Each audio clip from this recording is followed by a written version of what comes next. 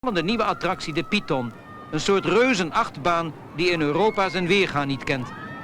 Over een lengte van bijna 750 meter raast een slangachtig treintje met 28 passagiers over de baan. Waarbij onder andere 2 complete loopings worden gemaakt. De wervelende rit duurt ruim 2 minuten, waarin de passagiers de wereld op zijn kop te zien krijgen.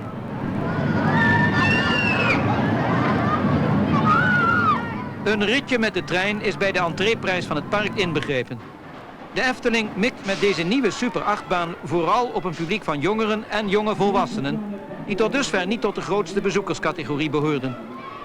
De belangstelling voor de Python was al van de eerste dag af bijzonder groot. De passagiers moeten, zodra ze op hun plaats zitten, een veiligheidsbeugel over de schouders trekken. De trein kan pas vertrekken als alle schouderbeugels zijn vergrendeld.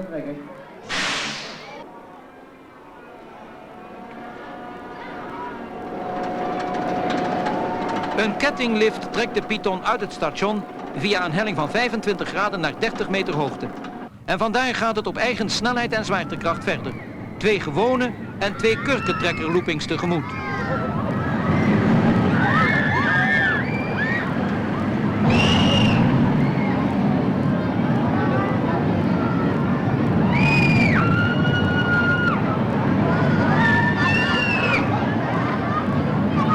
Met deze unieke achtbaan en de andere vernieuwingen zal de Efteling niet alleen bezoekers uit Nederland trekken, maar zeker ook uit de nabuurlanden België, Luxemburg en West-Duitsland.